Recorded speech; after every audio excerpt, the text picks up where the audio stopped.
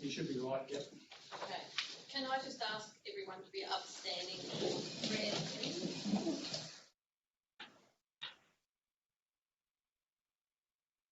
Almighty God, may trust and justice remain with this council in their deliberations. Amen. Amen. Okay. Can you read that?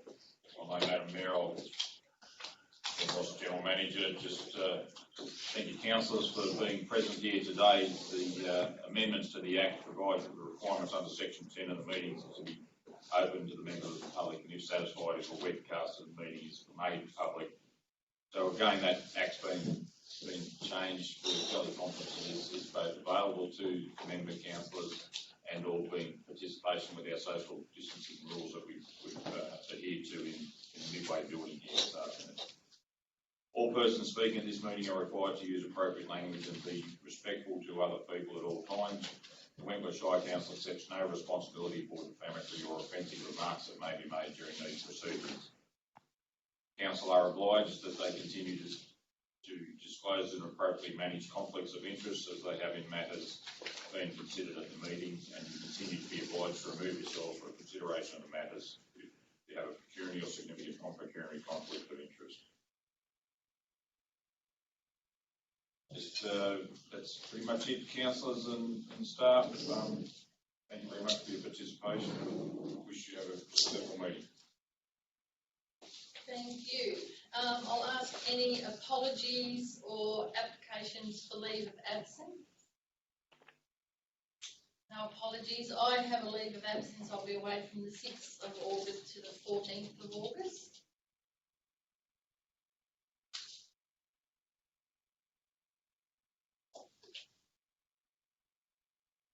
Any disclosures of pecuniary interests for today's meeting? Has to move the. I'll move mine. Move yours. Yeah, sorry. I'll ask Councillor Wheeldon, thank you. Councillor Elstone, thank you. All those in favour? Carried. Disclosures of pecuniary interest. Is there any today that we need to know? No. Okay, we'll go confirmation of the minutes held on the 13th of May.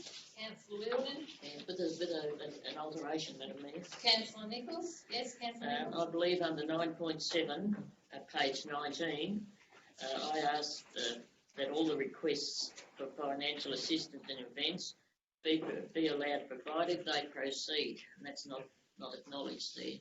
No, that is correct, yeah. Yeah. Okay, we've got that change.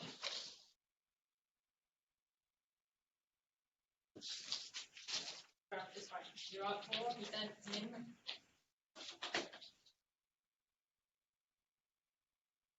I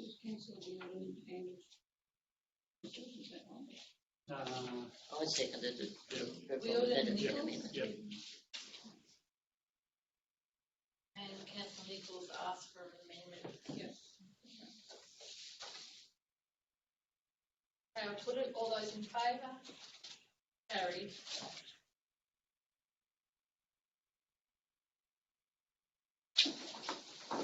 .1 is outstanding matters from previous minutes.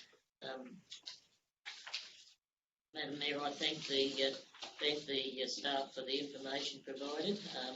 You're happy to move this? I'm happy to move it, Madam Mayor. Councillor Nichols, second Councillor Noonan, if you could have. Yeah, thank you. Councillor Nichols, yeah? Yeah, good with that? Okay, I'll put it. All those in favour? Oh, sorry. Hang on. Item 10.2 at page 38. Page 30. Oh, hang on. That's.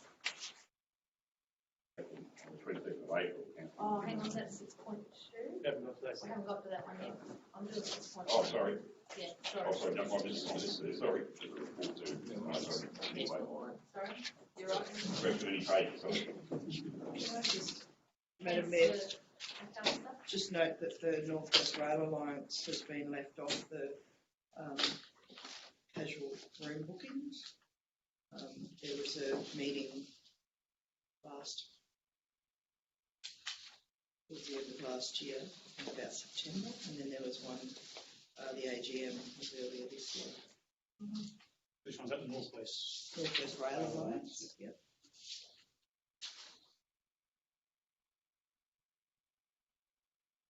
The Vintage Club back in their own rooms yet? Sorry? The Vintage Motor Vehicles Club, are they back in their own rooms yet? Wilkinson Hall. Oh, Yeah, Wilkinson Hall's been finished, yeah. They're back open, is it? Yeah. Yeah, I was just seeing here that they were a major user of the building. Some 28 weeks, 29 weeks. So I just sort of wondered if they're back in their own. Back in their own building. Their building's been completed. Okay, thank you. I'll put it, all those in favour? Carried. 6.2, go for it, Councillor Noonan. You happy to move it? I'll move it first, yeah. Yeah, Councillor Noonan. Second, Councillor Palliser. Councillor Noonan. Yeah, if I could, Page 30. 38, made an edit item there, 10.2. Council can ask why there's still no life change from Danton. For the 22nd of April, the 10th of June, for a phone call was made about it. That was 14 days ago. Has there been any movement on the I might ask Gunny. Yeah, for so that's there's a meeting with that involved Roads and Maritime Services with regards to this particular item in conjunction with the proposed upgrade development for the main street of Denton, so which is linking both of those particular items. So my understanding that is that proposal has been looked at the same time with regards to that. Unless I'm missing something, is there currently an issue with lights not working at that particular location? I'm not sure it's highway code lighting. Highways, which will be highway code lighting. Yeah, which is and that was part of was one of the items on the agenda meeting with Roads and Maritime Services at that joint planning meeting we had some couple of weeks ago with Roads and Maritime Services for the upgrade through Denton. What's there are very, very dim. They don't always work. The bollards, might remove the bollards they use with the lights in them. Yep. So they're all smashed. So we might do some further investigation with regards to some intermediate or some upgraded maintenance in the interim period where the formal upgrade takes place. So I'll provide some information following this meeting on that. I won't mention the Denton town plan at the moment.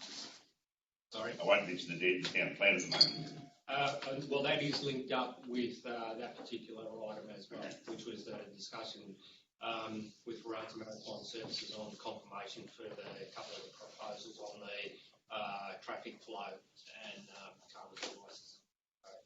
Progressing, albeit a little bit slower. I just wanted to make a comment that the 50k zone, whilst I applaud it, is a stupid ignored by everybody. Beat up to go through there. One day we took the meeting, I was doing 50 pulled outside. I reckon the cops said, pull the bucket up and knock him off, will you? He got through county, gone. They ignore it. They just supposed to knock a few trucks off and work and get out of it, pull their heads in because it's bloody dangerous for through town that speed. Councillor Nichols? Yeah, Sorry, is that all, Councillor Noonan? Yes, thank you. Yeah, Councillor I have Nichols? two things, Madam Mayor. On page 36 down to 37, we're requesting a formal speed zone review by Transport. How long does it take to draft the letter? This is April. We're now in the middle of July. I have concerns about the length of time. One would have thought that would have been something that should have been well and truly done because it is a speed zone, and the longer it takes, the more lives we're putting at risk with the school and the safety of. So, can somebody see that happens? I can confirm that yes. So this obviously the note in here is probably a little bit behind. That letter has gone some weeks ago with the full. Thank you. Thanks very much. And then on page 40, under 10.4. Councillor Hayward requests a report for the next meeting detailing the progress of the riverfront. This has been ongoing for years and years and years, and each council, is not only this council, it's a previous council, How many reviews are we going to have before we get something done?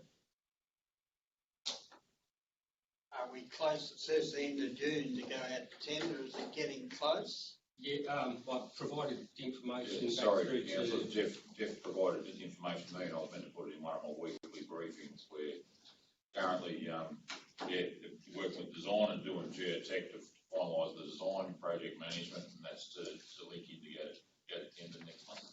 Yeah, that's correct. So probably just an update on that. So all the geotechnical stuff's been finished. The design, the tender documentation is essentially completed. The finalisation of the amended design should be completed on Friday this week. So I'm hopeful that the tender will be advertised prior to the end of this month, or will be the following Saturday. So yes, So I think we got funding for that. It's got to be 5 years ago. It's got to be years ago. Wasn't very clear. Was assigned by the council for that project. It wasn't directly specific. Wasn't specific for that task. It was assigned by the council back in 2017. Blood money or something like that. Okay, thank you. It's just that I'm getting old. I just want to live to see some of these things happen. Any other questions on 6.2? Just the on that point of design of that riverfront, does that go through RMS? I will gather through to voting. yeah, all the REF has been done for the project. So all the consultation with the various authorities has been done and completed, and that included obviously the potential options of offset planting to do with changes to the riverfront, and I think from my understanding, all those things have been confirmed to the point where the authorities are happy with the proposal as it's going to take place with regards to the construction. And rowing club and so forth. Rowing club, so there's been a number of updated meetings and consultations with the rowing club, and they're more than happy with the proposal. That satisfies all their requirements, and it also ties in with the development or the upgrade for the barbecue play area and stuff that links up to the riverfront.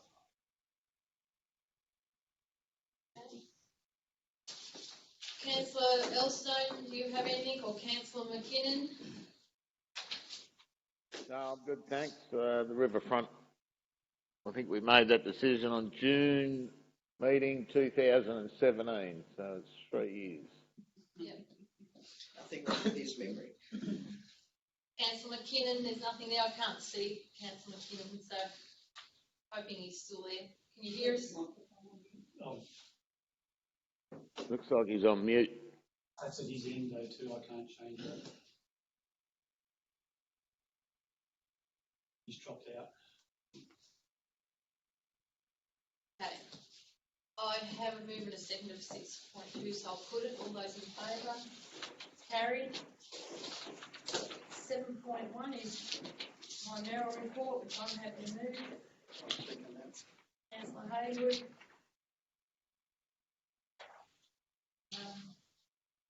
There's no discussion we had. I'll put it. All those in favour? Carried. 7.2 is an activity report from Councillor McAllister. Yeah, Madam Mayor, I'm happy to move that. Just note it's January through till the end of March. I'll second that with a question, thanks. Okay, Councillor Hayward, the question being? I was just wondering, Councillor McAllister, all these things that you were going to, are they appropriate for council? Yeah, the only one that I've added in there that isn't specifically through council is the Far West Primary Health Network Community Advisory Council. That's an external thing, but it does link into the Wentworth Shire Interagency Group. There's a lot of feed through around health. So all these are linked to These are all you council. being appropriate. Yep. As council representative. Absolutely.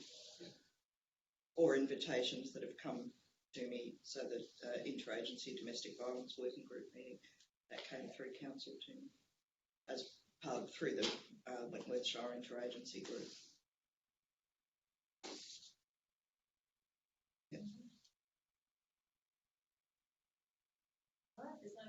put it. All those in favour? Carried. 8.1 is the Murray-Darling Association, or the MDA Delegates Report. Madam Mayor, I'm happy to move this one as well, and I'll just note it wasn't mentioned at the last meeting, but I'll mention it because it does mention the previous meetings, the previous minutes, which did make note of the fact that Wentworth Shire will be hosting the 2021 National Conference of the Murray-Darling Association. So that sort of flew under the radar. No one picked it up. I forgot to mention it, so I just thought I'd make the point now. So happy to move that. Madam Mayor, I think we probably need to congratulate Councillor McAllister on being on the Nature Conservation New South Wales since March. So well done, John. Thank you. I think I did bring that up in council in previous meetings. Yeah, I might have been asleep. Yeah, Right, it kind of so happened Councillor 2 weeks before we moved went it. into Councillor Nichols, you were happy to second it? Yes. Thank you. I'll put it. There's no further. All those in favour? Carried. Now go to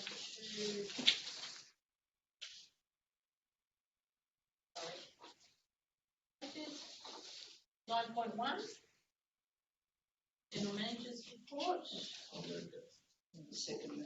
Ask a question, Madam Mayor. Councillor McAllister, any questions of Ken, or just a general conversation? Ken, is there anything there that's... Yep. Thank you. On page 67, why are we still holding the audit committee via video when there's only half a dozen people go to it? We've got sufficient room all over the place to be able to have that.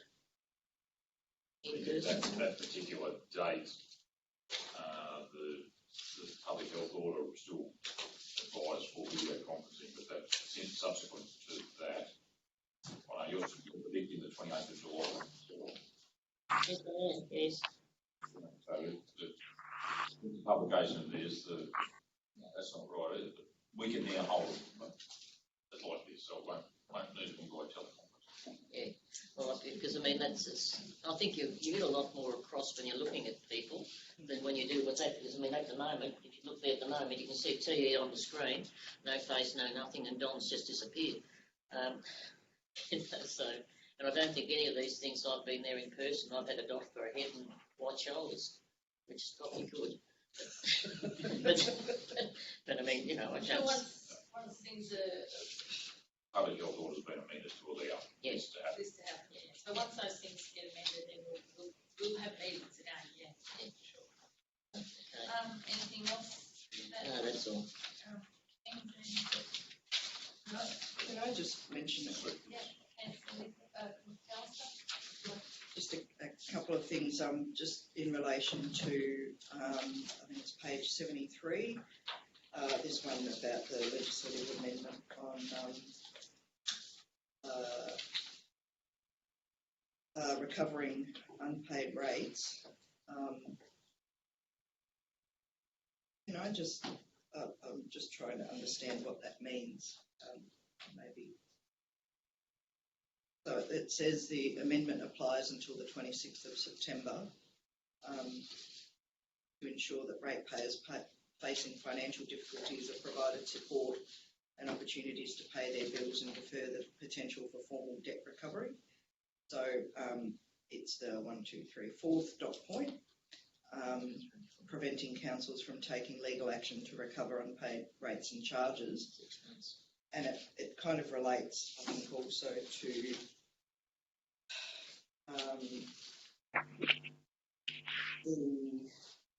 they're all kind of related, aren't they? Because they're all about rating. But on page 76, it mentions the ratepayers have the ability to delay making payment of their rates instalment until the 30th of September. So this is, I'm just assuming that this is the government's response to expected or anticipated hardship in the community.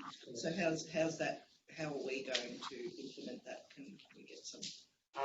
Well, we moved a report in April, and I think we basically took those proactive steps to say that we wouldn't refer any outstanding ratepayers to court for a period of, I think it was 6 months at that time, unless we had already started action, and there's only like, I think, 1 or 2 cases that we'd already progressed to that.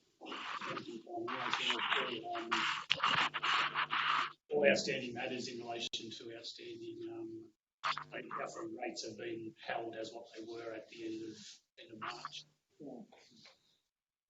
Thank you. And you'll notice too within the operational plan, as part of that, they've set a zero interest rate for the first 6 months of next year as well. So on outstanding rates and charges. Next financial year. Next financial year from the 1st of July to the 31st of December. Yep. Yep. Thank you. I'm just guessing that circular number 2020, page 76, dated 3rd of June, supersede one 2018 on 9th of May, there's a 26 figure upwards of 30, so the latest one's more accurate. Through COVID, there's just been a succession of change. Hang on. Sorry. Yep, councillor. We're very hot on the pretending interest. Does that mean I can't vote on the increase in shire rates? Because I'm sure as hell got a pretending interest in it. We probably all have. Better. Councillor Nichols. Yeah, on page 73, I just asked a question of the General Manager probably. The Annual Holidays Act 1944, and it's probably the oldest act under the sun because they need to move something, has been amended to provide a greater flexibility in how annual leave is managed to allow councils to reduce their excess. Have we had, and I believe we have, had people take holidays during this time so as that we've reduced some of that excess annual leave that we have? Yes, we have. It's a generalised statement. So long-term employees are still on annual leave. There's been on-service leave taken out of team leader out of the tourist office. There's been annual leave taken out of the library services. So generalised statement is yes, we have. I'd need to be more specific to you to detail what it has done. I mean, there was the working from home arrangements for some people where some of those hours were work and some were leave arrangements. So there's been mechanics of just trying to draw down that leave. Yeah, I think it's important, again, we were speaking earlier about that the outside community know, and I know there are people who listen in to these broadcasts. There were a lot more people than what we think listen in, and I think it's one of those things that if that advantage has happened, it's good both for the Shire and it's good for the employees that they. I think the big change for that one there was actually bringing it in line with the long service leave, which then allows you to take annual leave at either half pay or double pay, which you've been able to do with long service leave for a long time, but you're never able to do that with annual leave because they've now changed the Act to allow that flexibility within taking annual leave as well. Can I ask a question? What are the staff members in the office now? Are they, has everyone back? Or is it? Only got one working from home application to be considered on the desk. Everyone else is back. Right, we have a mover and a seconder. Question. Would it be appropriate to have a confidence report to council on just what we're doing? They might use it to leave thanking, but no, it's confidential. But we do a monthly report out of payroll. Yeah. Is there someone here who's thanking?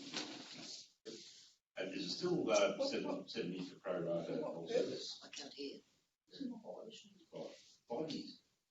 What's the pro rata for long service? 5 years. 5 years. I just asked for a confidential report on staff leave entitlement. So we see banking leave, and it was just confidential report to us so we know what's going on. I don't understand the purpose of that, Councillor. So I want to know, Councillor McAllister, how's that for a purpose? You don't want to read it, so it's being as simple as that. You know, look at it. I want to look at it. I'm interested in that stuff. All right, so I have a mover and a seconder for 9.1. I see that up there. Is there a mover and a seconder up there? Councillor Evans and Councillor.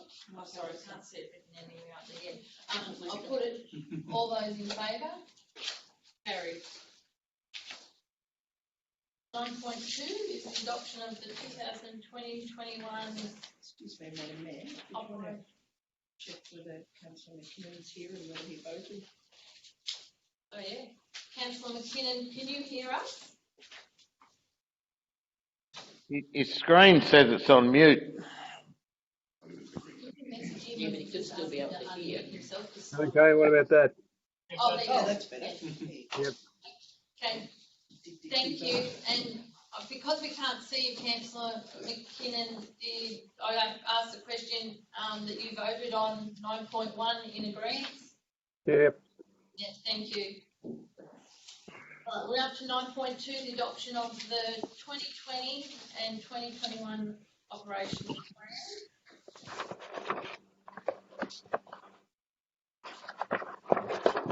Second to this, we can open it up.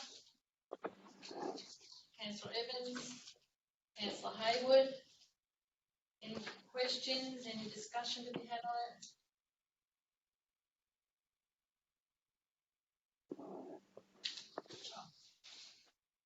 Councillor Elstone, you're nothing there. Sorry, Simon, I can't see you. There's no questions on your behalf of the operational plan? No? No. Okay. Thank you. Everyone else is good? Okay, I'll put it. All those in favour? Carried. 9.3 is transport development for provision of water and sewer.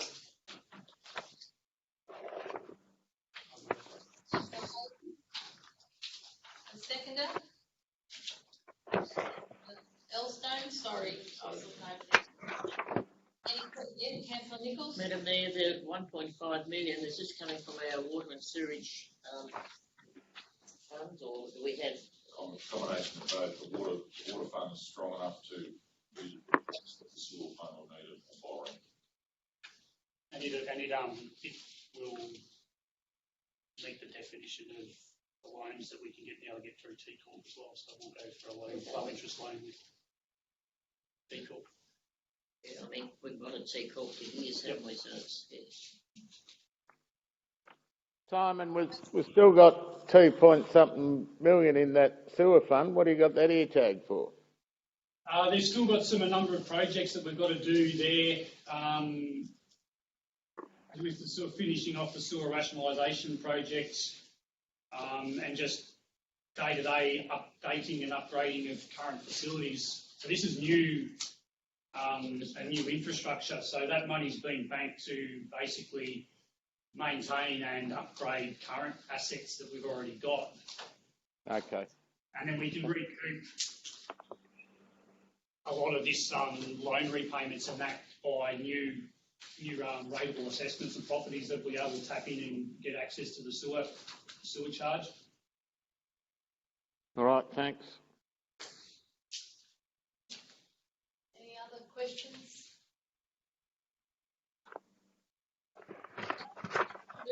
All those in favour? Carried. 4 is the 2020 New South Wales Water Management Conference. Asking if we nominate delegates to attend it in Narrabri in October. Yep. I'll move that. Move Councillor Hayward. I'll second it. I believe if he has the time, the Director of Roads and Engineering had an excellent time at the conference. Oh no, hang on, sorry. Yes, that's the water conference. At last year's, and I think it's certainly worthwhile that he go. Definitely. And I think that it's like all these things, we opted out of the government one at Randwick, and turned out that all the mayors had a meeting there. We lost out to the general managers. And going to Narrabri will be a car trip mostly, so it's a least expense. And I think that there should be at least 1 or 2 councillors go to represent our shire. And this would be if it's allowed to happen. If it's allowed to happen, yeah. Okay, so A question, move please. with Councillor Hayward, second Councillor McAllister, with the recommendation that Director of Engineering and Roads and Engineering. anyone. Can I ask a question, Madam Mayor? What is the cost? It doesn't say in here what the cost of the conference is. We should know all these figures. Also listed somewhere. Sorry, I thought the information package was there with it. There was something that came out previously. Oh, it might have been published on the LGNSW website. I'll really have to take your question on notice. Yeah, it's just that, it's and I agree with roads and engineering, but I mean, if it's going to be $600 a person, then he can bring back the information. It's, so when you add these things, Councillor Nichols, where people knew who I was and didn't know Mr. Gunn, they came and approached me about an engineer which I was able to introduce. So if you're a bit known, you sometimes can help the deed said. And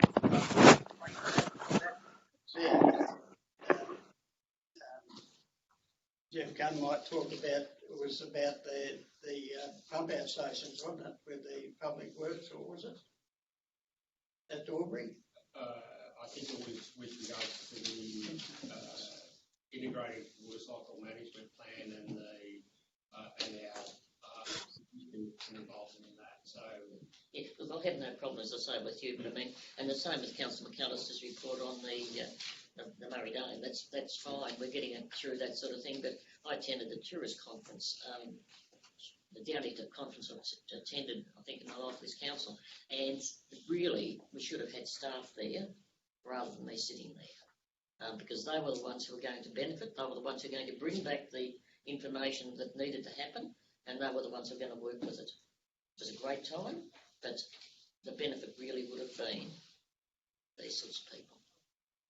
Yeah, at last year's conference, it was, I think it was worthwhile myself and Councillor Hayward being there as well, because there were other, it was a different sort of conference to others that I've attended, in that there were sort of 50% engineers and 50% councillors. So it was a really good opportunity to actually drill down on water management, reuse, and all of those sort of things, and hear what had worked in other councils.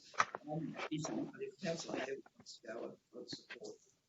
If they're both sitting in a car, the cost was $550 per person. Up. And for the amount of information that you get, that's just for registration. I guess accommodation and driving there would be extra costs. But if we're sending one car, there might as well be two people to take over the driving and make it a bit safer. And I'll support that, Councillor Hayward, if you had the time and were interested, because there would be continuity from last year as well. So. I just thought Councillor Hayward. Yep. Okay. Can I just make a point? Yep. Conferences do count towards professional development requirements that councillors have to undertake. So, Okay, the recommendations there that the Director of Engineering and Councillor Hayward attend if the conference is to go ahead. Councillor McAllister, you're... Yeah. So Councillor Hayward moved it, and then Councillor McAllister seconded. Okay. I'll put it. All those in favour? 9.5 is the monthly financial report. Someone move it. Councillor Nichols, Councillor McAllister. Question, Councillor Marina? Yeah, I have a question in relation to overtime. Why has Human Resources cocked up $61,000 of overtime? 4 hours of double time half we've work that's done on the public holiday. What's been so critical since September, that sort of level. 31 month was $9,000, $61,000. $9,000. That's equivalent to full-time salary or something. What's happening? What's happened is that I've completely cut that out of the recruitment system for the role. That happened 8 months ago. So from that September period through the getting the structure prepared for council and then subsequent recruitment and other bits and pieces, and through COVID, it was part of are we opting in and out of the award in terms of the requirements for that. So there was I don't agree with not agree. The figures are there and that's what it is. I'm disappointed that it escalated to such a level, and all I can say now is we'll put a stop to it. As of this current month, June. Yeah, as of Myself, it's on that truck at $4,000 in the month of May. It's got there, 2094 plus 1,000. So I won't see it again, but I still have a power of money. it is too much money. That's probably half the salary all over again. Councillor Wheeler? Question. The balance outstanding of $1,048,000, is that So just hang on a minute, attributable we're on to page, that? just wait a minute, we're on page 93, is that right? At the top of, down the bottom, page 93? 93 up the top, balance outstanding to June. The levies and rates, yeah. What's your question? Is that a result of the drought and people not being able to pay or not? Partly.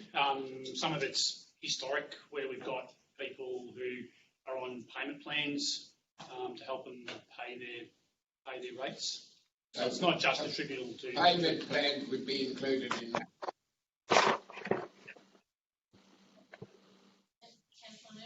I know a lot of pensions have arrangements with PowerPoint and other sorts of providers where they can pay something each foot as the pension by set of pay. Can that be done with this? Yep.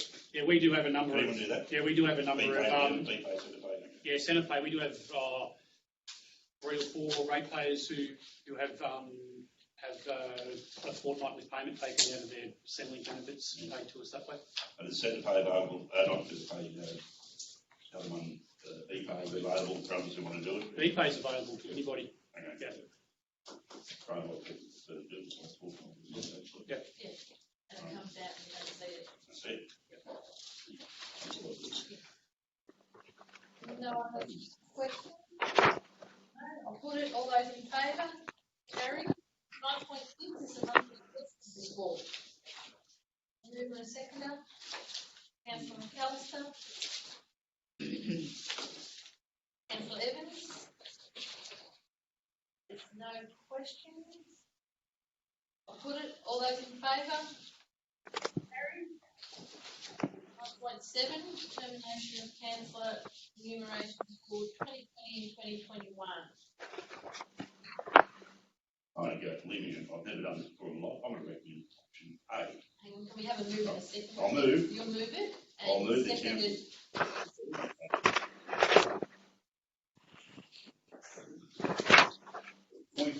.07% of their total rating charge. That's enough.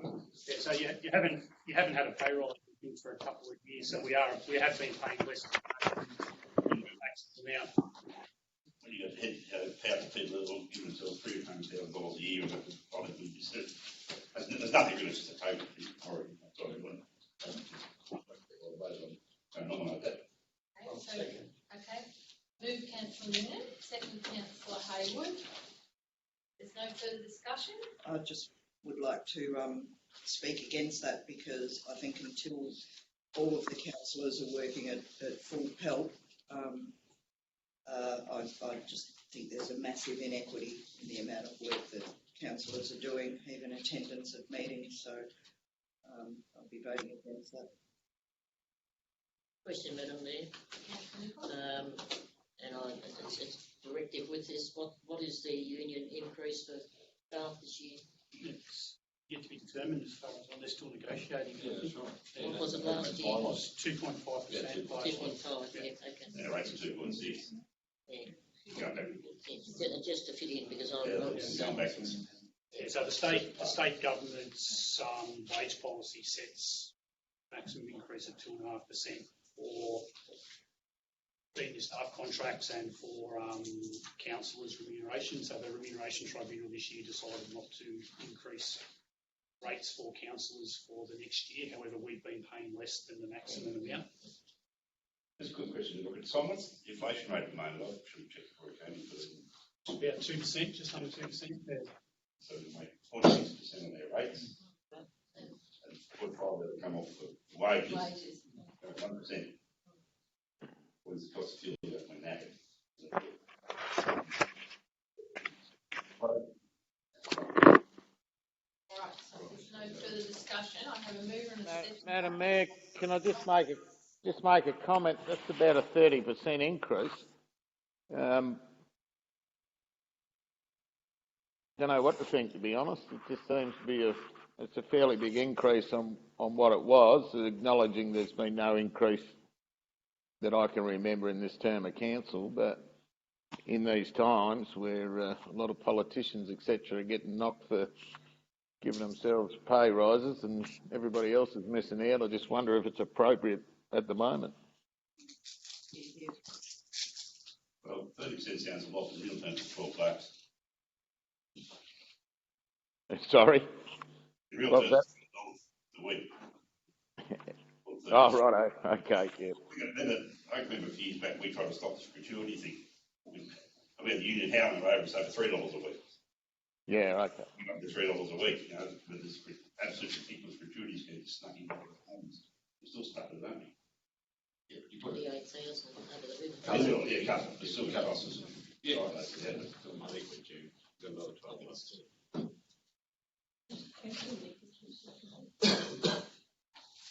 Alright, so move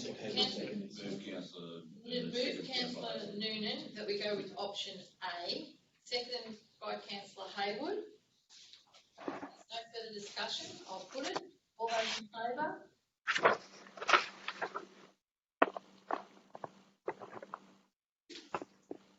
Councillor McKinnon, you're voting for or against? Against? Against. Alright, it's carried. Can I please record my vote against?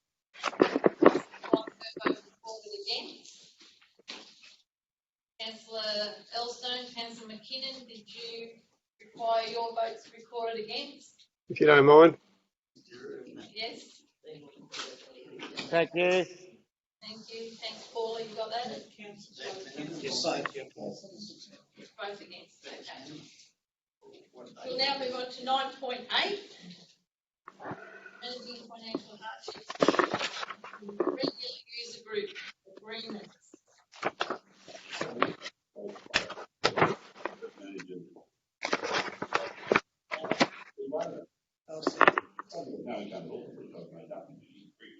A or B, one or two. I think he said He both. said A. He said fee waiver. Fee waiver. Oh, just fee waiver? Yeah. Yeah. I agree. The Member Food Club, one of the owners is man in the gate charge. Yeah. Gone, Yeah, just to the question then, Madam Mayor, again, I have no problem with it. What are the cleaning and ongoing costs to council if we waive it, particularly if we waive the halls and so on and so forth? Any idea what the costs and so on and so forth are? Well, it won't affect the halls. It's for the regular users of the clubs, the show society, and possibly even the cricket clubs, depending on what happens with the cricket season in October, November. But we know the show's not going ahead in August. The footy and the two footy clubs have had their ability to use their facilities severely curtailed over the last 3 months. So they're probably the three users that are most affected by the current situation. Basketball, I think, as well. Because it's all contact sports. Yeah. Okay. So with the fee waiving, does it include like any power costs? Well, the fee's set out to recoup those sort of things. So it's all a general umbrella. Insurances. Charge. Yeah. Okay. Sorry. All right. So Councillor Noonan is happy to move the recommendation with 1, and Councillor McAllister is happy to second it. I'll put it. All those in favour? Carried. 9.9 is the delegated authority approval end of May.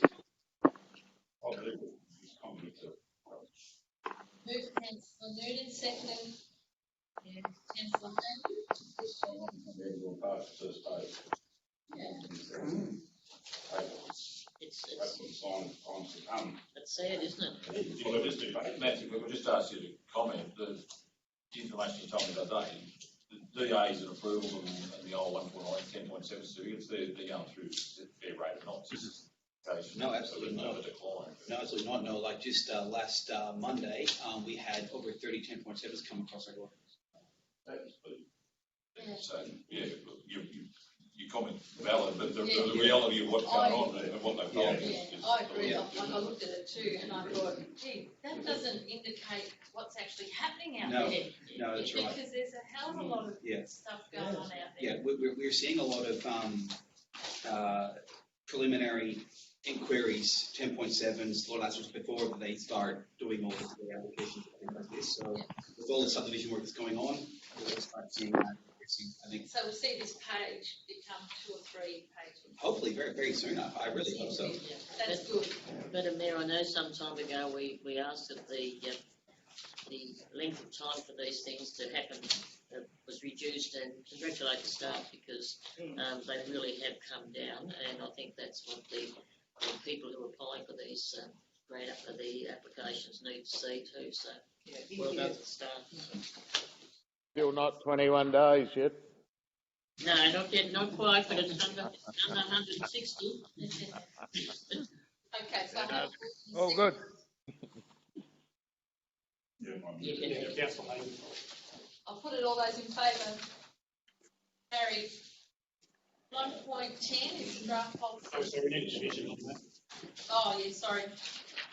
Division. That's it. Everyone, thank you. Sorry. 1.10, draft policies for public exhibition. Madam Mayor, I'll move that. I have a couple of amendments.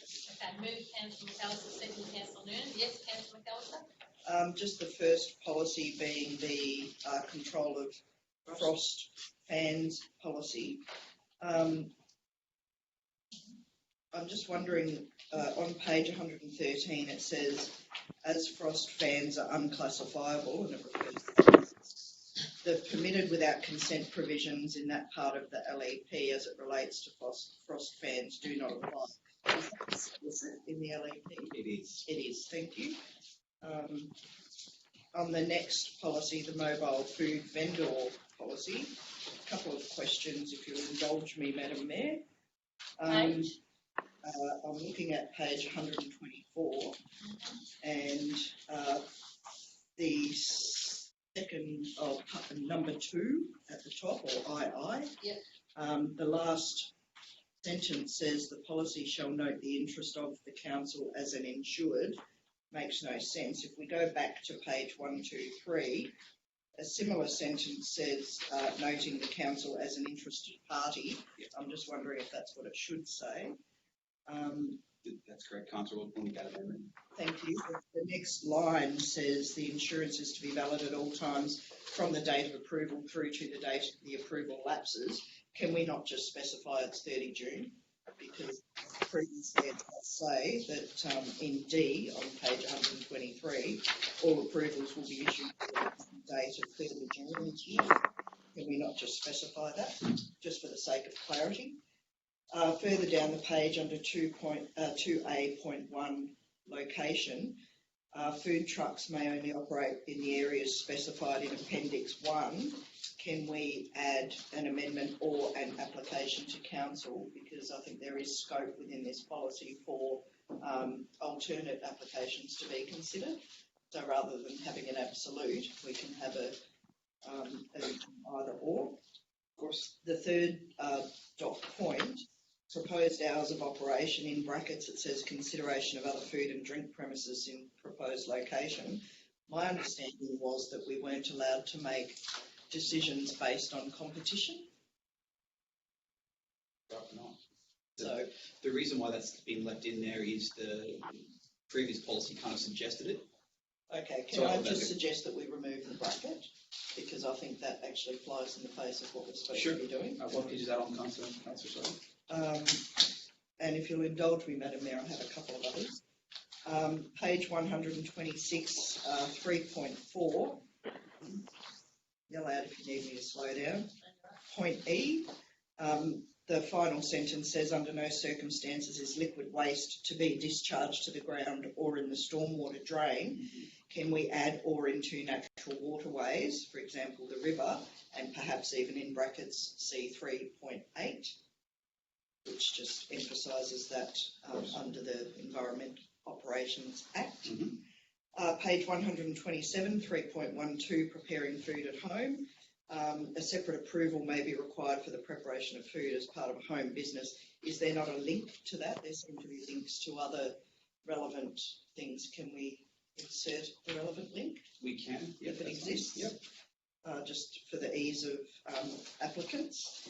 And my final, thank you councillors for indulging me, just in relation to Baronga, page 133, the bus interchange on the Silver City Highway strikes me as a very odd place to want to put a food van, considering that we're supposed to take into account pedestrian traffic, highways, etc. Would the Baronga wetlands not be a more obvious choice for putting a food van?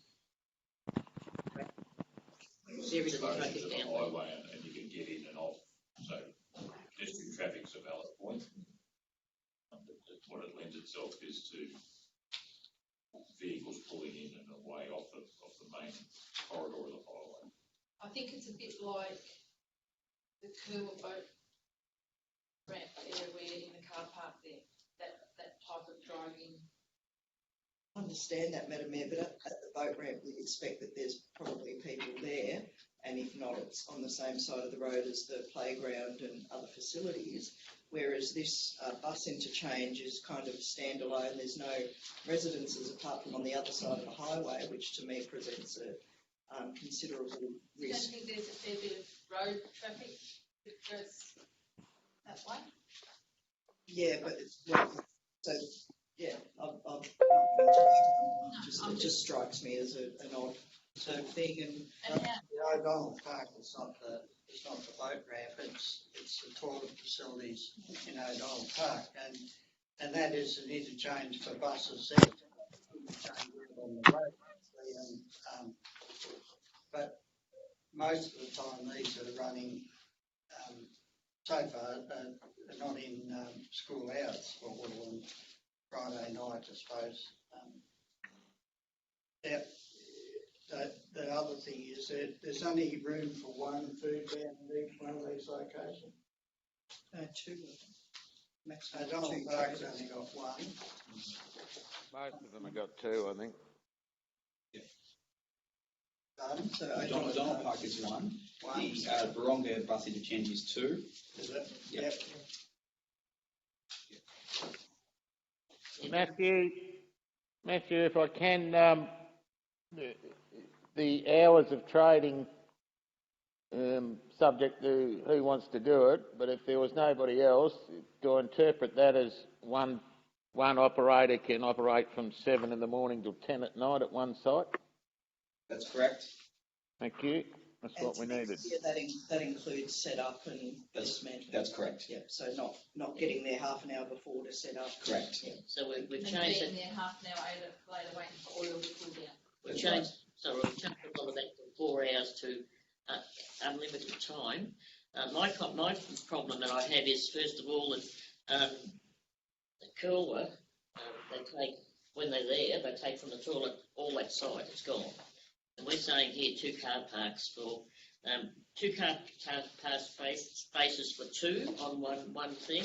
We go over to the next page and we're saying first 2, and that's for 2 traders as well. You won't fit 2 traders in. Then you go to Devon, and it says first 2 for 2. Then you go to Baronga, and it says 2 for 2. But you go to the one over the page at Golgol, and it's 1 equivalent car park for 2 traders. Now, if we're looking at it in theory, how are we going to fit 2 traders in 1 car park? We can choose up to one if you like. It's entirely up to the council what they want to do. And I mean, how it they want to commit. just seems we're not doing X for X, because the same with Kerwa, 2 vans the size of what are there, you will not fit 2 traders in.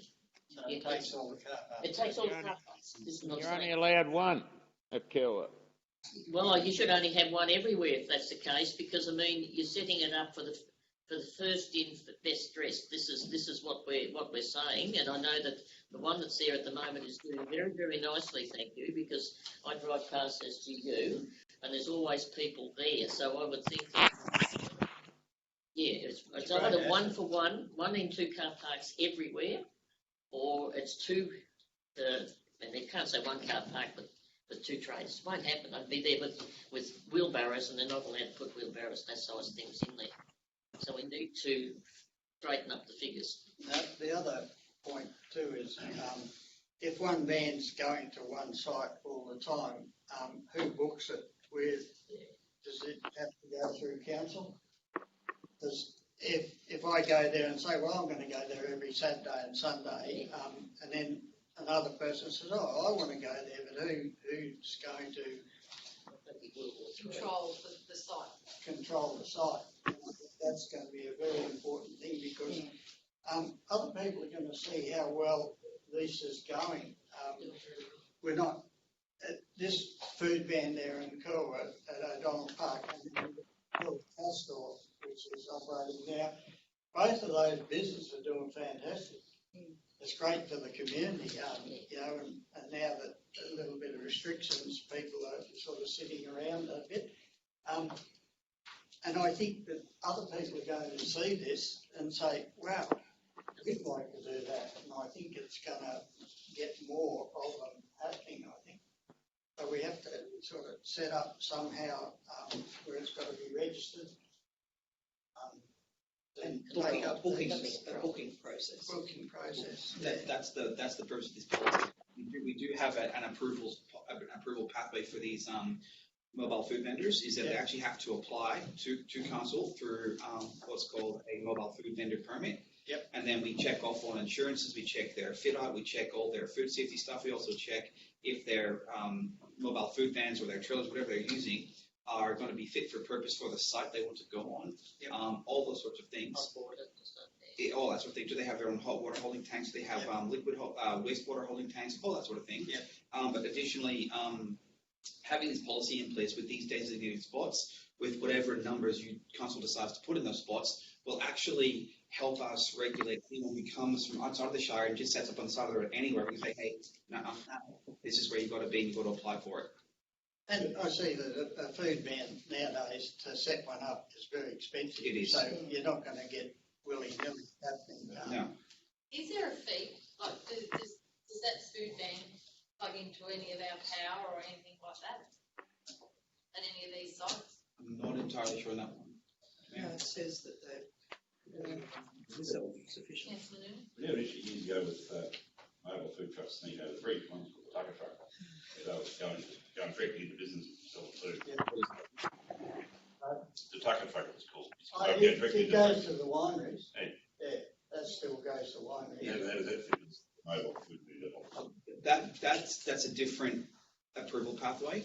If a mobile food van is registered and inspected by another council, say they're coming from the Mildura side, if they're inspected and registered by Mildura, then the municipal government has agreements with those other state governments where if you're registered in your independent states or other council areas, you can come and trade in that area as long as state council know that's what you're doing and you provide the relevant documentation. But there's no permits unless they actually want to trade on council-owned land. But if they want to go into independent businesses and car parks and trade on their own private land, that's it. That's on them. So the other thing is that we have we need a booking period of your maximum you're allowed to book that site for, because as I say, like O'Donnell Park's a perfect place, and if somebody else decides and the one operating there says, well, I've got it, I'm going to be there for 12 months. Well, we might have to revisit that. At this point in time, we only have maybe a grand total of 2 mobile food vendors in the entire Shire. Yeah. So I don't think it's really critical at this point in time. I think if we see an increase in the uptake of this policy, then maybe it would be a review of policy, come back to council, say, I'd like to address this and get this sorted. But at this point in time, I can't see there being a problem for at least the next couple of years, just given COVID and all the financial stress people are going to be under. But I think the people who have them will use them. But I can't see it being a huge problem at this point in time. Another question, if I can, Madam Mayor. Someone with a caravan might understand. I don't have one. All hot water for washing purposes to be supplied from a suitable hot water system. What, with a caravan type setup, could you have the supply of hot water for 12 hours? Yes. Just gas is all right. Yeah. Okay. The vehicles be equipped with a wastewater tank, external, at least 50 litre capacity. Same thing. I have a 90 litre tank under my caravan. So my grey water goes, so I'm allowed to go to national parks and whatever, I'm self-contained. So I've got 180 litres of water on board, but I've got a 90 litre wastewater. I mean, I've got no problem. You talk about grey water and stuff down. I didn't know there's a toilet and so on and so forth. On the road. I'm sort of wondering what they use. Just on a lighter note, just the patrons that enter the top of the building, I like to applaud the author, including a nice pattern. That's a bit of scholarship for everybody. Legal Max, the very first line at the top of page 113. I love it. Do you want to have a crack at it, Councillor Noonan? Hey? Have a crack at pronouncing it? Oh, he's doing generous. Food and generous. Very lovely. All right, did we come up with any answers for the amount in car parks? Are we going to go 1? Are we going to go 2? We've got to get this policy sorted. Well, will two cars, look, I don't think 2 vans will fit in 2 car parks anyway. We're putting a policy up that's not going to be enforceable. Because there's the one that we've got, Coolwa, takes up both spots, doesn't it? If 2 people want to go to Coolwa, you can't fit another one in there. The only time I can see we're going to want more is if ski races on. These vans are going to want to get into these, and that's where we might get something coming across the river. You know, they were going to have a food van expo in Mildura until the COVID came in, and those food vans were coming from Melbourne and all over. So, with a big event like that on the river, with those prime positions, I think that's where we're going to have that bit of problem. Madam Mayor, can I? Sorry. That's all. Yeah. Just to point out that the policies will be placed on public exhibition for a period of 28 days, and I think maybe people who work in the public help us with, what the preference is, what works and what doesn't work. But I would suggest also that we probably need to write into there a period of review, because if we see that there's not enough space, as Councillor Nichols has said, or we might need to have a look at that area, I would sort of hesitate to restrict competition, because I think it's important, and in fact there is provision in here for different provision of services. So it might be a hot van and a cold van, for example, like an ice cream truck. So it may be that by limiting it too much, we shoot ourselves in the foot. So let's put this on public exhibition and see what comes out. Comes about a letter that was received by the General Manager. And I mean, let's be perfectly honest, that's what's happened. The letter came in with, why is so-and-so sitting there when I have a van that's certainly, and that came out to us. We all saw that letter. And this policy's come out since, because there's quite a few changes in this policy compared to what there were. And we were actually counteracting, we're going backwards to cover something that we're doing. Because the other policy definitely said 4 hours, and now we've got 12 hours sitting there. So. And if I may, Madam Mayor, the reason why the policy has been extended from the 4 hours to what you're seeing there, because if you understand, I'm sure you would understand hot food holding. You've got the oil and the fryers and whatever else. It takes at least 45 minutes to get your oil up to temperature. And then it takes about another hour to get to a reasonable temperature so you can drive away from.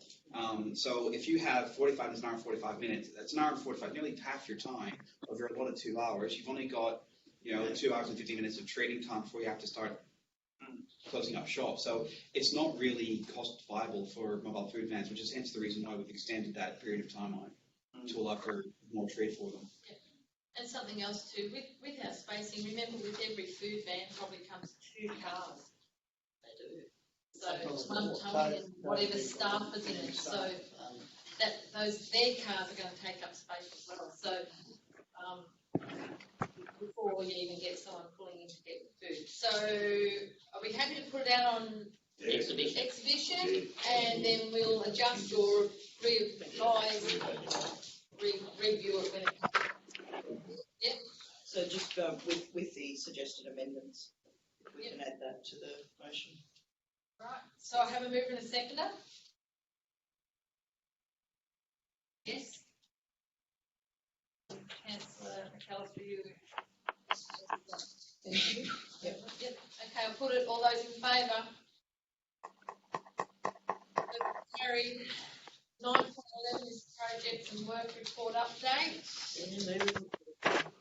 Councillor Nichols, secondly Councillor Noonan. Question, Councillor Nichols. 139. Gunny. Yep, page 139 of Barra Pavilion. Including a full septic system. Haven't we got sewage down there? I mean, we should have. We're looking at going miles out here and we haven't got sewage. So just applied for money to take the sewer in, pressurise that sewer into there. So we're just putting it for a grant application for $360,000 to take the sewer back into our town system. yeah, I mean, that's this day and age, that's disgraceful. Councillor Noonan. Yeah, I asked a question. On page 7, power poles infrastructure in Goldsworth Road.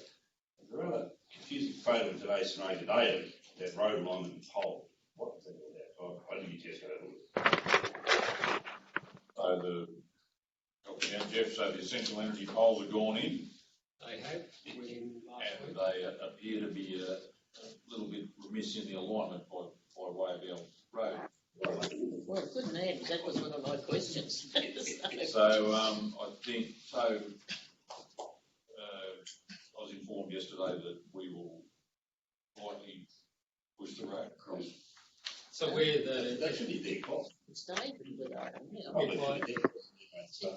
think I might add a little bit, because where it actually is currently not our road reserve through there, we're undergoing a process to get that. So the positioning of the poles at the moment is actually in line with what the new road reserve will actually be. So the road was always going to have to be around the poles. The poles were always going to be close to the road at one particular point. However, it's not until Essential Energy have actually put them in that we've been able to establish the exact location. Obviously, they're in there at the moment. There's protection around the poles in the interim with the traffic control there. The survey's been done for the slight realignment and alteration of the road. We have our plants and machinery available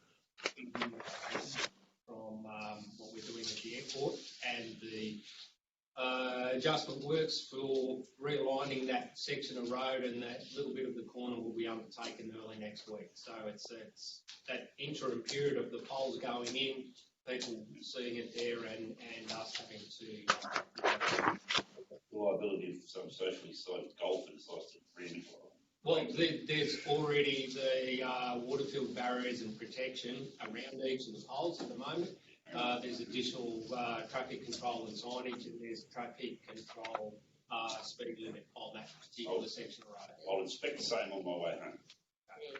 Well, there is. However, I mean, if somebody happens to be coming the other way, doing a speed in excess of what they're supposed to be, and they hit the brakes, hit something. I've been that way a couple of times. I nearly fainted because the post has come.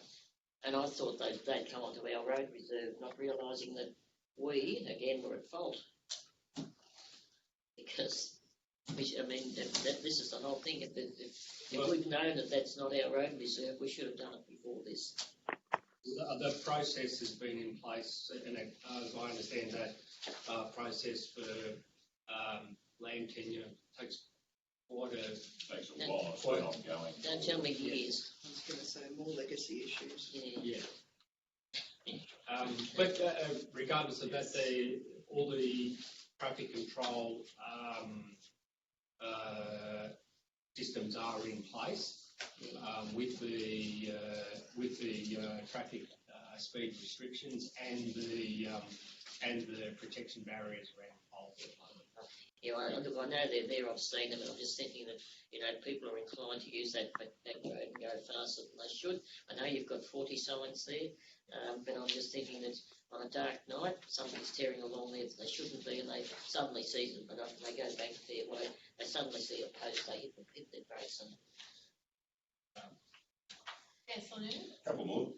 Page 139, working dirt and full time, it says there works to commence a dirt in the June. Well, I don't happen to rest and someone's chucked one of those black and yellows ever signs at the door. No one there working down well up in the June. I'd hate to see the situation where the tools are open, works haven't been completed as happened in Winfield. Still being done, tools open. Another one is a question about the call from 00459039633. Another one about the works happened the other day, and I'm going to cancel it but the turf works at the bowling green now, that was supposed to finish back in. Breathe in. Thank you. Yeah. As I recall, that was supposed to be completed early this year. Now back to July. Have people been diverted off the job, or what's happened there that's delayed? My understanding is that, yes, the contractor, the same contractor that was undertaking the works at the Wentworth Bowling Green was the same contractor that was undertaking the works at the Wentworth Ski Park. Going back and forth. So going backwards and forwards. And the ski park work was finished, from my understanding. So, yeah, there has been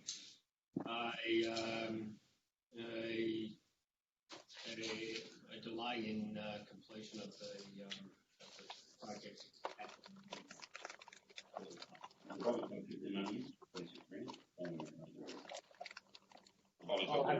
haven't looked for it yet. I can make a double check.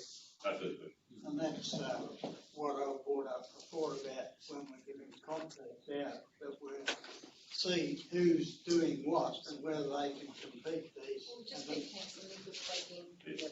We need some sort of fine system, so don't lose a percentage of everything for a day, which they're doing other stuff. It's beyond their control, different things. Yeah. Paul's their own, they can't pour a slab for a week, it's a different ballgame, but it's just them ducking between jobs like this mob been doing. Yeah.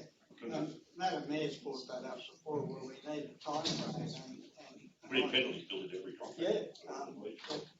This is where they take on a job and I've got an in-law that's had a house built in Mildura and taken nearly 3 years to build it. Because they've just taken on that many other jobs, and because they had a house to live in, they didn't care about them. But the fine print paid them all that time. It gets a bit.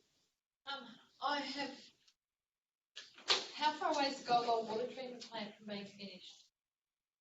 The Gold water treatment plant is probably November this year, thereabouts. I think at the moment you'll see there's a number of Can't wait to do a tour of that. Number of photos in there with regards to the upgrade and the inlet works, substantial works, inlet works down at the river at the moment, and the lining and replacement of the second pond. So there's significant works happening down there. Sorry, did you say November? November. Yes. Yep. And the other thing, reserve at Wentworth looks really good. It's come up really good. I think we should probably acknowledge Josh White for the work that those guys did down there. I don't know if everyone's had a look at it, but it's quite impressive when you drive down there. I think now we need to continue on with what we've got planned or what the bridge, and I believe we need to have some sort of access, some better access out to the point of that junction. We need to, now that they've spent that much money on that ski reserve, it would be so good just to finish that connection with the bridge and something through the junction. I have to commend the people that were involved in the design. I was a bit part of it, but to see it on paper and to go down and see it, it seems to be vandal proof, and it's fantastic. Yeah, I think you've done a marvellous job. No, it is. It's Inviting. And my last one is if you get a chance, or if to drive in as far as you can, the airport is coming along really well. So congratulations, Gunny. Keep up the work with that. That's pretty good, and I think it's great that we see the drone footages and that, and I'd love to keep that coming out and putting it on social media so the public can see what the work is being done down there. That to me is it's a huge project, and we're dealing with it really well. And congratulations to your team of workers you've got down there. Yeah. Likewise, your island as you drive into Wentworth. Tremendous. God damn, can those plants grow overnight? Yeah, God, just don't call it Palm Island, just call it Westwood Entry.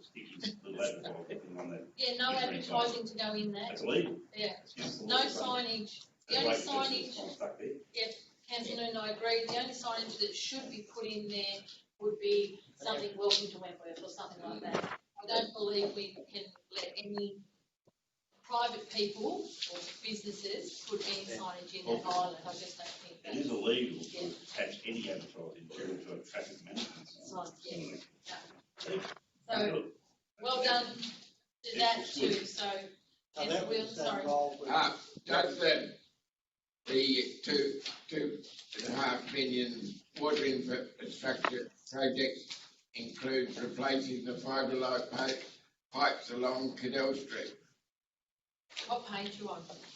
Oh, I thought it was in engineering, isn't it? He's taken a bit of liberty and gone back to the operation plan, I think. The operation plan. Oh no, we've What passed page it. is that? Yeah. I'm trying to suggest that Palm Island, we've got the tag worth the drive. I'm just wondering if drive on it or something really. Just put something, yeah, it'd be nice to see something down there. All right, I have a move and a seconder for the 9.11. There's no further discussion. Sorry, Councillor Elstone and McKinnon, did you have anything that you wanted to speak on? No, you're right. No, only to say thanks to the photos. I reckon that's a good way to report. We've only just started to see them. It's fantastic. Gives you knowledge. Yeah, I'd agree with that. Yeah, good. Well done, Jeff. It's a good report. And a photo can tell 1,000 words sometimes, yes. So I think it's great to see those in the report. So, all right, I have a mover and a seconder. I'll put it. All those in favour? Carried. We'll now go to notice of motions, 10.1. So the notice of motion here is from Councillor Wheeldon. Thanks, Madam Mayor.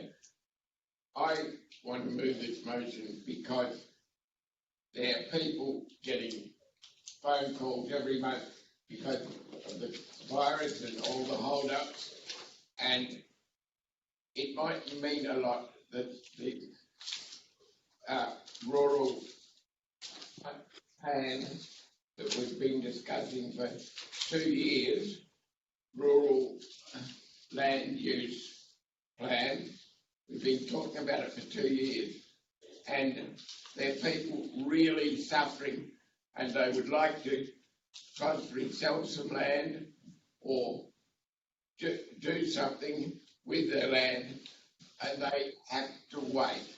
And they're waiting and waiting and waiting.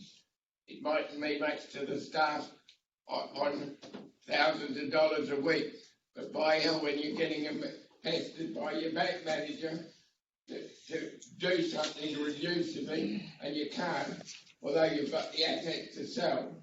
It is crucial that we try and help these people by doing something. I mean, this motion only says we write to the government, but if we move this motion, we can write letters to our members of parliament saying, hurry this up. We've got people suffering and we can't help them. We know their causes are just and their needs are desperate, but we can't do anything. And I believe it's important that we write this letter and move this motion to get something happening. It doesn't mean much to people that are on a wage and get money every week, but these people that are hanging by the... we'll forget about that, but just hanging on financially 2 months, 3 months, while these plans finally possibly go to the government and maybe after 3 months come back approved. It's just not good enough. We've got to try and help these people. No, I move that motion. I don't know whether I get a second of it. I'll second the bill to allow for discussion. Okay, so we have a mover and a second, and which will open it up for discussion.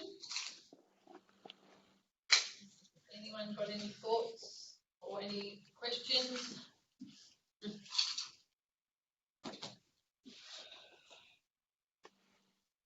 Madam Mayor, probably, I mean, we've had discussion previously, and in line with what we've been told, I think perhaps waiting a couple of months to see if it evolves may be the way to go.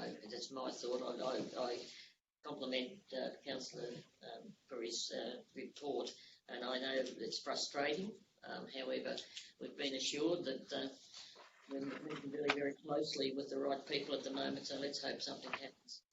Madam Mayor, I tend to agree with Councillor Nichols. I think we've heard from staff that opportunity is being taken, that meetings are progressing, was it fortnightly? Is the correct people? That's correct. Yeah. Yes. And it appears that we're getting somewhere. I would suggest that further inflaming the situation, while I certainly agree that Councillor Wilden has a lot of passion and is definitely an excellent representative of his community, it seems as though we're already on it, and I would applaud staff for doing that and encourage them to continue their representation. Okay, can I just ask the Director of Engineering, planning, if you can add to any of this? Sure. Thank you, Madam Mayor. So just to recap what councils have been told before for the benefit of the community is that council have drafted and have endorsed and published the local strategic planning statement, which speaks to how we want things to go in our shire with regards to planning principles. Then at this current point in time, we are currently working very closely with the Department of Planning, Industry and Environment on what is called a rural land use strategy. The goal of that rural land use strategy is to identify land use pressures, as Councillor Wilden has identified, and try and find solutions to ease those pressures by way of either rezoning that land or reducing the minimum lot sizes so that people can subdivide and or put dwellings on there or sell them off. At this point in time, we are working on a draft very closely with the Department of Planning. They actually have allocated some of their staff to help us actually draft that document that will actually end up being signed off by the Minister once we have a final version of the draft. Once that happens, then we can actually start to take action and support those people who have those types of holdings. That would be Minister Keane. I think so. Okay, is there any further? I'd like to close the debate by saying that is very good. I'm pleased you're working on it, but you've been working on it for 2 years. It's not good enough. We've got to try and help these people, and by postponing it, not voting on it, or voting it down, you're not helping anyone. You're not making the Department of Planning get on their bike and speed it up. Your summation, I believe, means these people are going to have to wait at least 6 months before it goes to the government, and the government's going to have to say, oh, you've got to change your LEP. It's not good enough. We've got the environment now where the federal government is putting pressure on the state government to get some of these projects going. And really, I feel for our ratepayers that have got the land, they've got the salt affected land they can't even put a house on. It's pathetic. And I really urge you to pass this motion. I just draw, you and I seen Minister Stokes in our last visit to Sydney where we talked about the rural land panel. So it hasn't, yeah. All I'm saying is that contact's already been made at the ministerial level to sort of make sure that the panel has maintained some continuity with our business at hand being the rural land use strategy. Yeah, I'd like to move an amendment to this motion that we defer it till we get some report planning and we can see where it's going there. I just feel that we're on the right track at the moment, and I think I don't think we need to go stirring anything up till we find out where we're at. As noted, the motion be deferred. I'm not sure it can. You voted down and you voted or voted down. You can't defer it. Madam Mayor, yeah, just a comment. This rural land use strategy was a rural land study.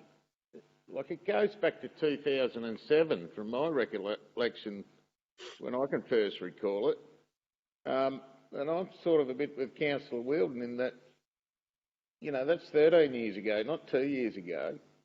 I'd like to see, if it's going to be deferred, that there's a time frame put on it to get some answers, because it's a long time.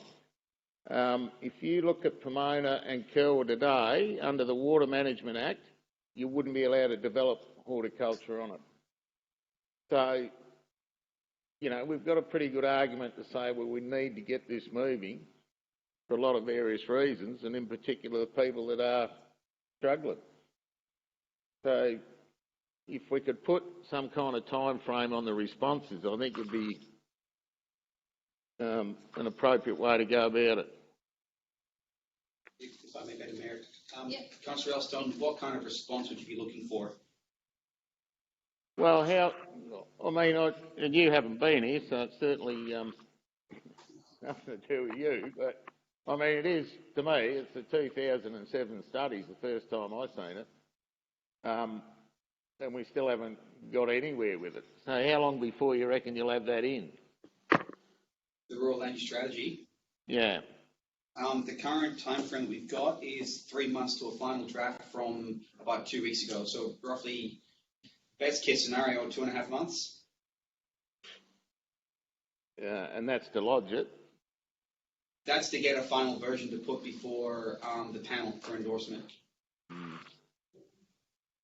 So, to the General Manager, isn't that what the panel came out here about 2 or 3 years ago and had a look at? They took them for a drive and... Was it that long ago? 2 years. I think it was. It'd be 2 years ago. Yeah. I was mentioning it for 2 years. Can I just say that I do admire Councillor Wheeldon's tenacity and passion, and I think I certainly agree with his thoughts, but it does concern me that we escalate it at this point to a higher place. They're simply going to refer it back to the process that we're already in. So I don't see any great advantage of writing a letter to a minister at this point. That I may be completely wrong, but I think the process that we have now has an end date, and that hasn't happened in the last, as Councillor Elstone just mentioned, it's been a long time, but we haven't had an end date to now. We do have a date, and I think we can keep an eye on that and make sure that comes to fruition. I reckon let it Helen Nobles to things up. She takes no cruise that will bloody fantastic. All right, is there any further? So the motion is in front of us as it reads. There is a mover and a seconder. I'll put it. All those in favour?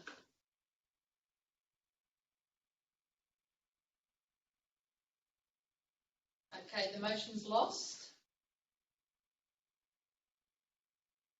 Thank you.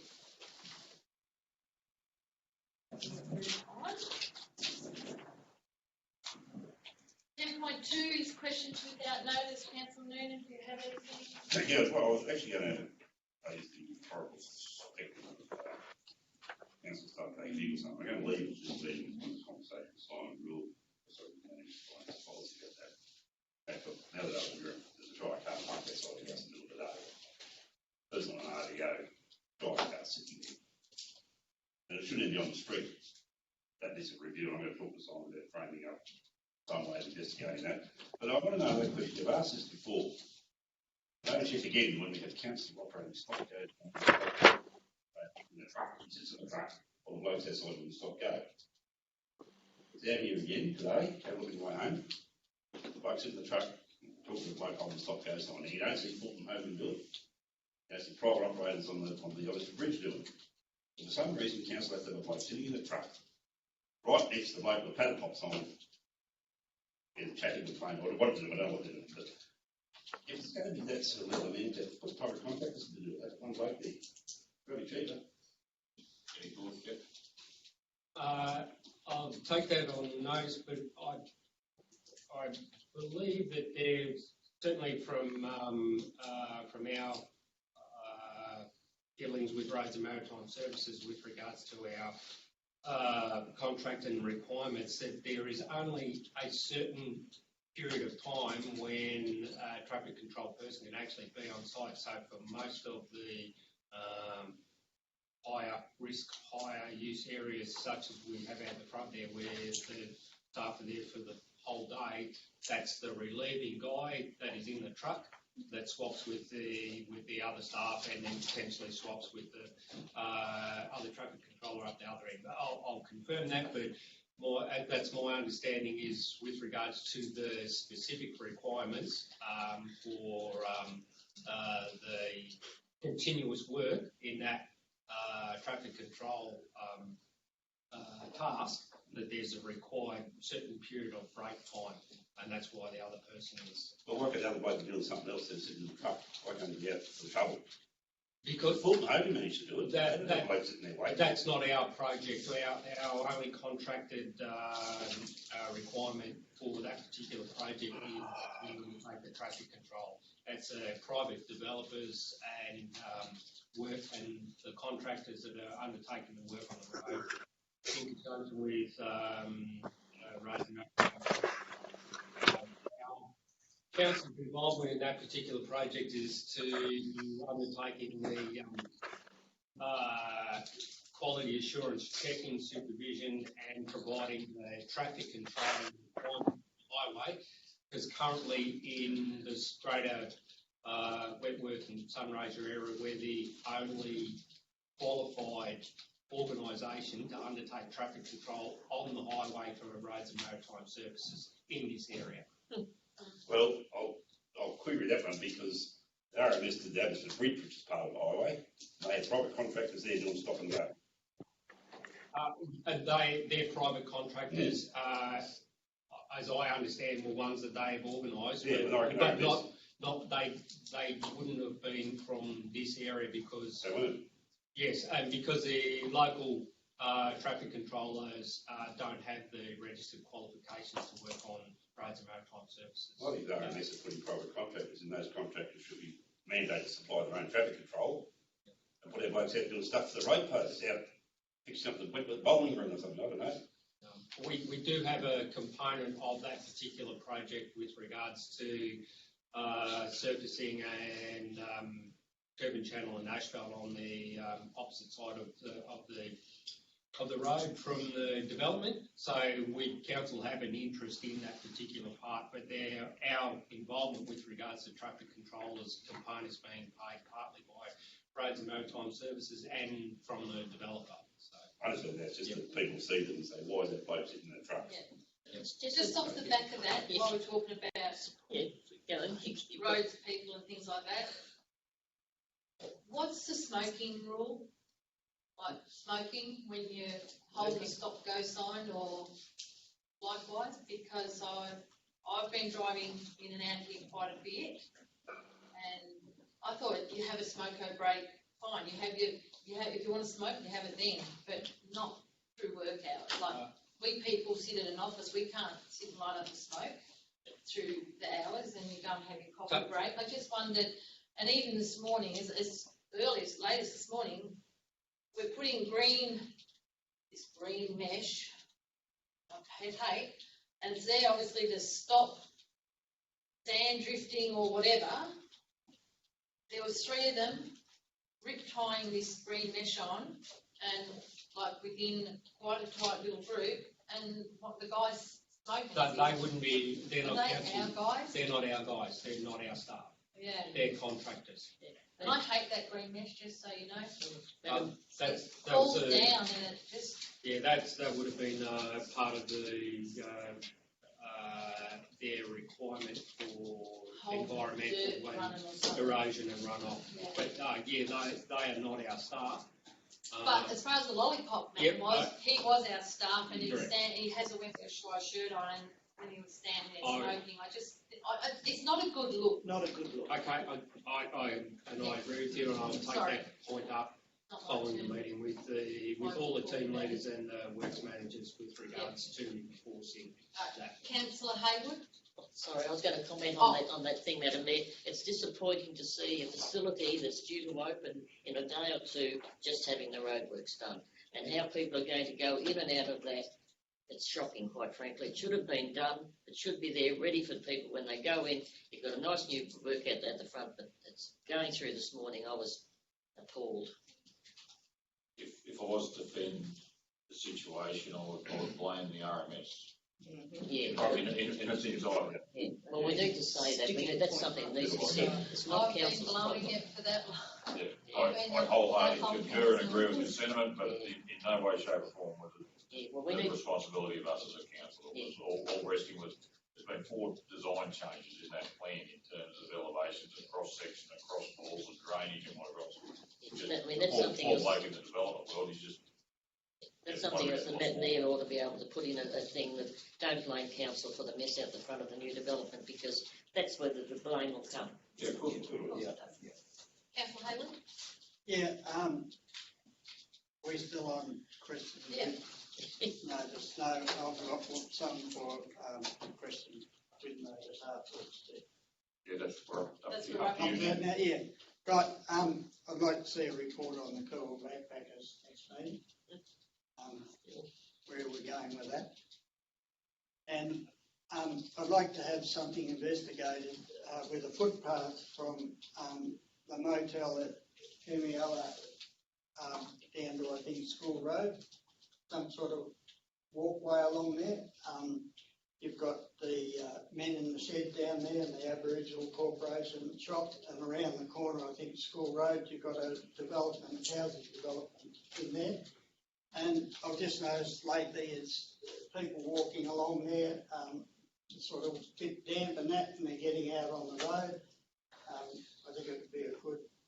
Further what you're saying, Councillor Hayward, you see mums pushing their prams on the road in Goldwell.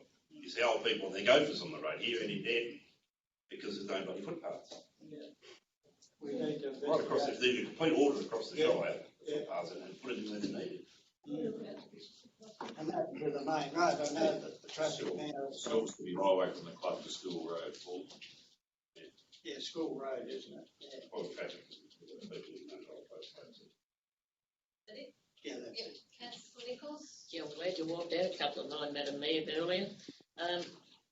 First of all, do council have any drones? And are the staff trained? Or should we have drones?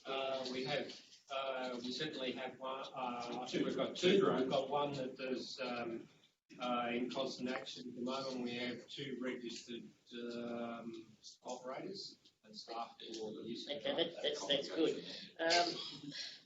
What plans do council currently have, and I want to report on it please, for solar on our existing buildings that can hold solar? Because it's getting more and more prominent, it's getting cheaper and cheaper, and there are still grants available, and I think it's something that we haven't pushed as an organisation. This building would pay for itself with solar, and when you've got full use of the civic centre, I know what it used to cost a month there for electricity, so... The concentration, certainly from my efforts, was around the flat roof at the civic centre will be full of solar panels, but haven't sourced any sort of cost benefits or anything at this point. I fully endorse what Councillor Nick is saying. The savings of community club is that the covered car parking is phenomenal. That's the problem. Yeah. So, and it's not only these two buildings, we have other buildings that probably could do it. And I mean, we've been very lax. I've been saying 3 years of solar now, and I don't think we've had one panel put on a roof. Next one, dead trees and cooler. And I don't know whether we have the ability. There are numerous dead citrus trees and also dead vines. Does council have the ability to ask those properties to be cleaned up because they're vermin? There's some of them pushed them over and they're still all sitting there. It's just a vermin, and the property's just alongside. If we've got the ability to tell people to pay their water, to pay their rates, we should have the ability to say you need to clean up the property. Haven't we had this? We've had it before, but I mean, have you driven through Kilburn lately? Yeah, it's just on the main road. Yeah, on the main road. It's a disgrace. And what's happening at the moment is we know what people are happening. People are financially in a bad way, so they're selling their water, and the next thing you've got is for sale notice on that property, die, and it's absolutely, it's a blight on the sight of anybody who drives into the place. So, do we have the ability?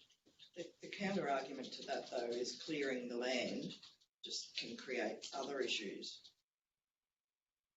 Well, the land where she's talking about, it's all been pushed up. The trees have been dozed up. Oh, yes, I know where you are. And then you're looking further back where they're all dying. So I mean, this is, and that's been what, 2 years now, 3 years. Yeah, you know, and it's just a blight on the eyesight. So do we have the ability to ask people to clean up messes like that? I mean, my front yard gets overgrown and I've got weeds on the what's going to come and tell me to clean it up. True. So I'd need to give you a more accurate response in relation to rural land versus town block. Because in a town block, I would say we quote you under the Local Government Act order such and such. We can do that. On a rural land environment, I'd need to probably consult with the bushfire control act. A few years back, I think it was in Acacia Road, there was a property there that let the trees die down, and this is going back maybe 10 years ago. The council gave them a notice to clean up, or they would come in and clean up and charge it because it was all dead and could have been a fire hazard towards the house. And they did do it when they had the. I'm guessing it would come out of not the Local Government Act, but out of the Bushfire Control Act. So. It went through council because they said they got a letter of council to say if they didn't clean it up, that somebody would be organised to do it. So, any rule we serve, there's always that. Not intended to, we can facilitate that and charge it back to the rateable property. And the final one, Madam Mayor, you send me out I'll go out of the room, and I know this, excuse me, I better be careful what I say. That tiny little sign at the front door, which says all the things that we do, it's wonderful. Except we need a new sign there, it needs to be laminated, and we need a huge sign somewhere out here on our land that can show all the functions that this building has. And it needs to be a big sign, double sign, so those coming from that way can see, those coming from this way can see, but it needs to be something, I mean, that little A3, I think, you've got to be at the front door to see it. So we need that to say that this is a service centre and all the services that we do. I'm not laughing at you, Councillor Nichols, but we brought up this sign thing and I was told that down on the highway, RMS say no. I'm not saying highway, we've got land virtually right up to we don't have to worry about the road surface and not, because if the sign's big enough, I can see a tree from here that's probably half a k away. Doesn't have to be as big as that bloody tree, but I mean, if it's big enough, people can see and they know what to do. They know what the centre's here. Otherwise, people sit upwards and I down. think we need something on there that says there's a library here and there's this here and there's that. And I asked the question if we could put something out double-sided so when you're driving on the highway you can see it. And they said to do that you've got to go onto RMS, like not our land. Yeah, well, no, I agree with you, and I think it needs to be there. So talking about footpaths, while we're on footpaths, we need a connectivity, something from the top car park to this. Yeah, definitely. Here. We can't have people walking on the road out there. Yeah. So. And that's all, Madam Mayor. Okay, Councillor Elstone. No, all good, thanks, Madam Mayor, but I'm going to have to depart. I'm booked in to have the dreaded test, so I'll have to get going. Good luck. Good luck with everything. Okay, catch you all. Councillor McKinnon. Hey, Tim. Have we got any plans for Golf Course Road to be tarred, seeing we've got all the houses being built up there now? Derton? That's in Derton. Probably people. Okay. We've got some preliminary work to do in the acquisition process first, Councillor McKinnon, and it was a subject when that DA was approved about sealing, which was considered unfavourably at the time. So, but with the progression of development up in there, it certainly needs to be put on our program. Sorry, Okay, is it still a TSR? fair enough. Yeah, part of it's still TSR. What's the TSR? Of course. Anything else, Councillor McKinnon? No, that's all. Okay, thank you. Councillor McAllister? Oh, sorry, I'm just making sure. Haven't missed anyone. Madam Mayor, I just was really hoping that we'd have something on waste really soon, and I'm wondering what the timeline is for having a report on waste, please. Latest last week, subsequent to the previously reporting saying it's been on my desk and I'm finding a difficult time to progress it, we've engaged with Mr. Jeffrey Webster to give us his guidance and advice around how he sees it unfolding. He's emailed something back into Simon and I Sunday night. Preliminary read of that says that we should get our ducks in order and consider the development of the site before we do too much in terms of risk in the tender process. So Simon and I just got to digest that and give you proper guidance and advice. A little more about what consents are out there. If you go to tender and you don't get the consent to expand, with risk associated in terms of getting things right first. So was there Sorry, it's related. Was there a timeline? Simon and I will get our heads together around what he's put back to us, and we'll offer you guidance that we ought to go down in accordance with the resolution for which we asked him to do. Come back, you better consider this before you go into too much level of detail. So I think we've got a meeting, you and I and Matthew, late next week, I think, to talk about that.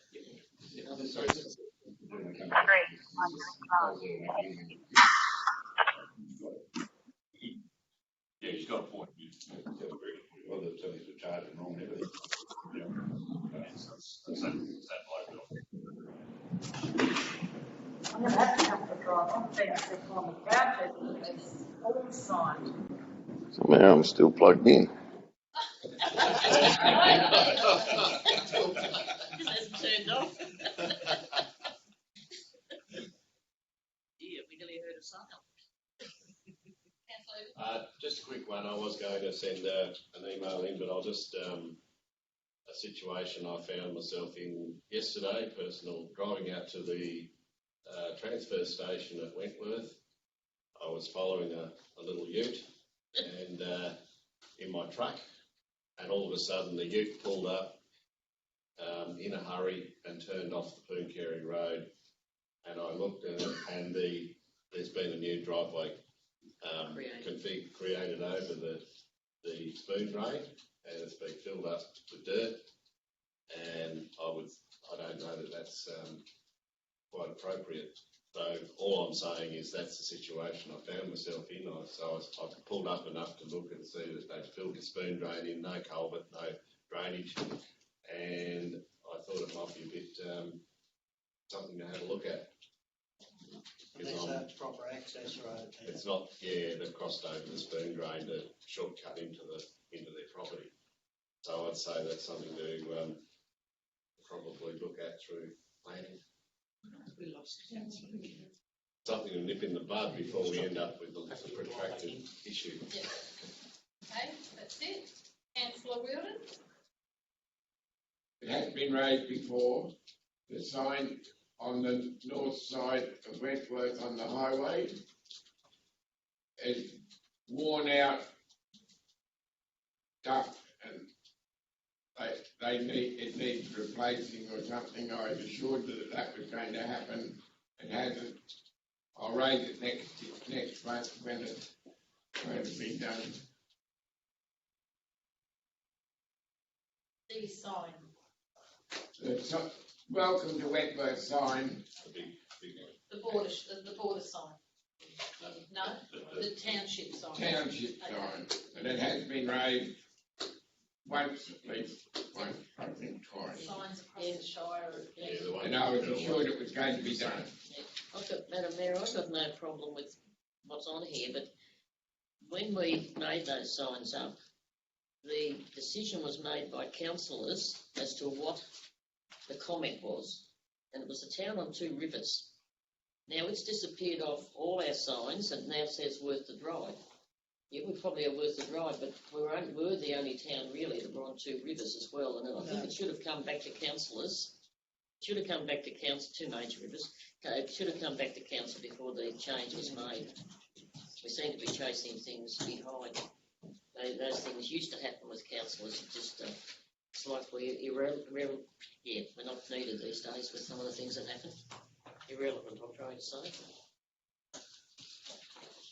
All right, that's it. Can I please ask if someone can move us into confidential? I would do that, Madam Mayor, that council adjourns to the closed session. Members of the public be excluded. The video recording and written switched off for the purpose of the closed session. But access to correspondence and reports related to the items considered during the course of the closed session be withheld unless classified or set as a resolution. And that we have a comfort break. And we have a comfort break in between. Okay. You've got a 5-minute break to run to the toilet. Who's going to have a second? So takes 5 minutes to get there. It'll take us 5 minutes to get there, you're Councillor right. tell us the second. It'll be All those forward in to get favour? there. You're going to say, Carried. Thank you. on the way. Back to you in 10 minutes. 10 minutes I've given you now. And that the matters voted on in the closed session ratified in open council.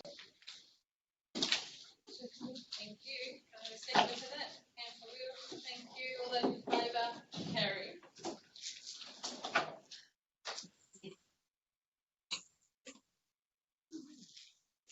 Australians. And I have just got to ask that we do note everything that was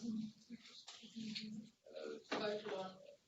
Madam Mayor, I'll just make a brief summary of our proposed council business, for which council endorsed the recommendation to accept the tender from Davis and Ford for the supply of a Ford Ranger for the sum of $44,710 with a trade-in price of $22,210, leaving a net price of $22,500. In an item in relation to Wentworth aerodrome upgrade, there's been a tender submitted in relation to the lighting upgrade for the overall aerodrome upgrade project, and proposed council in accordance with the provisions of local government tender regulation accepts the tender from Advanced Airport Lighting to carry out and supply the installation of aerodrome lighting in the amount of $1,667,651.70. A further item is that in relation relation to the easement acquisition for the Baronga Sewer Pump Station and Hendy Road Sewer. The council approves a budget of $100,000 to finalise the easement acquisition as part of the Baronga Sewer Treatment Plant Sewer Pump Station number 1 upgrade and the Hendy Road Sewer Stage 1 and 2 upgrade. Includes business as part of the closed council meeting. Thank you. And meeting will be closed, and our next meeting is the 15th of July.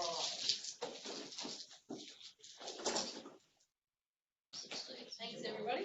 One bit of a down and finish the meeting off with the new coronavirus and all the new cases. And you're wrapping toilet paper again. So get rid of the rushing toilet paper in those hot suburbs.